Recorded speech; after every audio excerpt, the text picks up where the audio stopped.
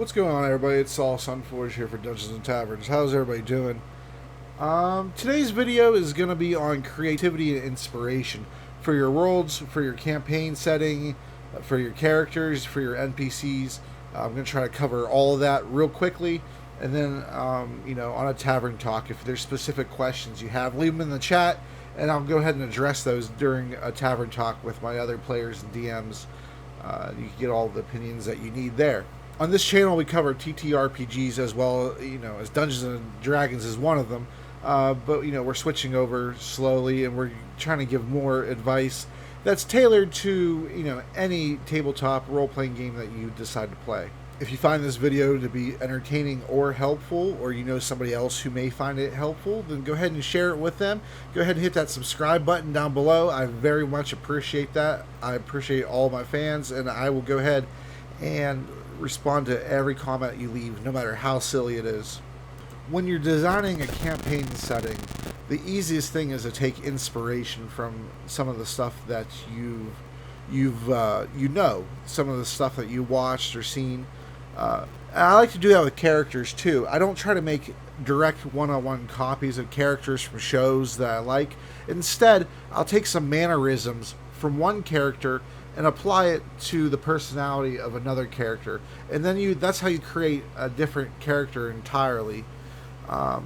Like, for instance, I like to use Tyrion Lannister as one of my go-tos for an exceptionally well done character. So if you want to stick with Game of Thrones, then I go ahead and you could combine Tyrion with the sensibilities of Littlefinger, and you get something completely different. You get a cold and calculating, yet very intelligent, perhaps BBEG. And then when you create a character, you want to think a little bit more in depth. Of course, it depends on how much your party's going to interact with that NPC or not, or villain or whatever, as to how much you want to flesh it out, right? You can do the initial characterization of, they're going to look like this but act like that, or it's a combination of these two people. But if you know your subject material enough, you don't have to prep out how that person's going to act. You can just think about it in your head the entire time until the session happens, and you'll be able to come up with some very compelling characters if you do that. And you can do that. You can mash up any genre. I wouldn't recommend combining more than 3 people together into one ideal character, because that's just too much. It's not going to really come across as you intend it to. And so I would just probably stick with 2 ideally, or 3, depending on how intrinsically separate you want to have these dichotomies of the character. But you'll find different combinations that you can think of in your head, and just start writing them down as you're brainstorming. You think of Indiana Jones combined with Brendan Fraser and the Mummy, or something like that, and you could keep doing that forever and ever. And eventually, you'll be able to take your combined archetypes that you created from 2 different characters, and then maybe even combine it with 2 other archetypes once you get it down pat. And you can keep going, and then you add extra layers to it like an onion. And you can do that with all of your characters real quick, and it will help you with your prep time. So really, what I'm saying to you is, for your extra research into your characters in your world and things like that, just ingest more content. Go ahead and not just watch shows or comics or things like that, but actually start reading books. Because when you read a book, I find that everybody's interpretation of what's in that book is completely different according to the person who's reading it. In terms of setting, you can think of just overarching desires and goals for the campaign. Some quick ones that I could give you right off the top, and you can think of plenty more yourself, I'm sure, and you can leave them down in the comments below, and I can even leave some more down in response to you. But think of the Fallout universe, right? How it's dystopian, apocalyptic, bombs have fell, there's radiation everywhere, okay? So combine that with, say, Middle Earth, the Lord of the Rings setting. So this way you have a high fantasy, it really, magic, you could go either way with high or low magic depending on, who you ask.